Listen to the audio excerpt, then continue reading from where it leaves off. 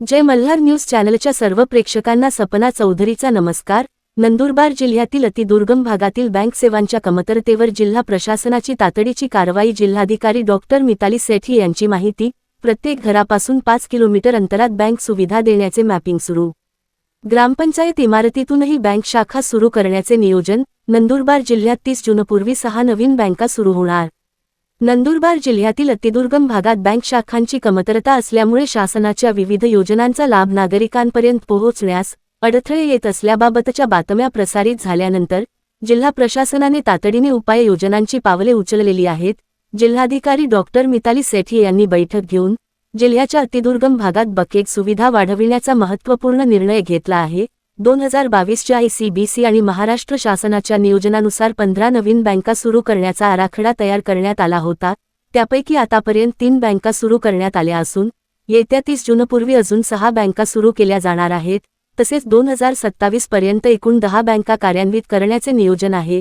विशेष म्हणजे सातपुड्याच्या दुर्गम भागातील कुटुंबांना त्यांच्या घरापासून 5 किलोमीटरच्या अंतरात बँक सुविधा उपलब्ध व्हावी यासाठी मॅपिंगचे काम सुरू आहे। ज्या गावांमध्ये स्वतंत्र इमारत उपलब्ध नाही त्या ठिकाणी ग्रामपंचायत कार्यालयाच्या वरच्या मजल्यावर बँक सुरू करण्याचा पर्याय विचाराधीन आहे। जिल्हा प्रशासन बँकिंगसाठी आवश्यक सर्व सुविधा उपलब्ध करून देण्यासाठी पुढाकार घेत असल्याची माहिती जिल्हाधिकारी डॉक्टर मिताली सेठी यांनी दिली आहे। सपना चौधरी, जय मल्हार न्यूज, नंदुरबार।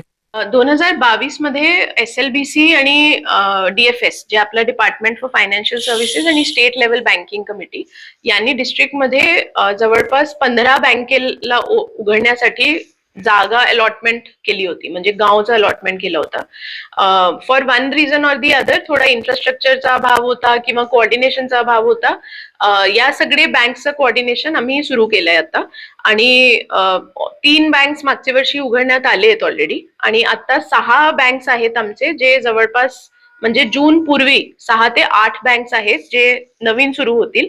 हे सगळे रिमोट एरियाज मध्ये आहेत। इनफॅक्ट तोरणमाल मध्ये एक नवीन बँक ऑफ महाराष्ट्र आता पुढचे 2 महिन्यात तोरणमालचं बँक पण उघडतील आणि अजून जे आपल्याकडे अनबँक्ड ब्रांचेस आहे म्हणजे माझे घरापासून 5 किलोमीटरचे रेडियस मध्ये बँक असलाच पाहिजे असे एरियाज मध्ये जिथे जिथे बँक नाहीये त्याची मॅपिंग करून आम्ही आता SLBC ला अजून 12 बँकेची यादी पाठवली आहे, ज्यामधून 2 नवीन बँक ऑलरेडी सँक्शन होऊन आमचे तयारी चालू आहे आणि ते पण जून पूर्वी उघडतील आणि पुढचे 10 बँक SLBC बँक्सला अलोकेट करतील। तर ती पण आमची तयारी आहे की 27 मध्ये ते 10 बँक्स पण आमचे पुढे उघडले पाहिजे। यासाठी डिस्ट्रिक्ट इन्फ्रास्ट्रक्चरल सपोर्ट कशाप्रमाणे देते की जस्ट जर गावामध्ये एक बिल्डिंग उपलब्ध नाहीये तर आम्ही डिस्ट्रिक्टचे फंड मधून ग्रामपंचायतची एक G+1 बिल्डिंग करून खाली बँक आणि ग्रामपंचायतची बिल्डिंग वर असं एक इनोव्हेटिव्ह मॉडेल तयार केलं आहे की त्याप्रमाणे आपण करू शकतो। जर गावामध्ये कोणती ऑलरेडी बिल्डिंग उपलब्ध आहे तर आम्ही ती बिल्डिंग देतो आणि लाईट, इंटरनेट जी पण फॅसिलिटी बँकेला अवेलेबल आहे याच अनुषंगाने लोकांना पण जी बेसिक मूलभूत सुविधा आहे ती पण आम्ही सोबतच देतो।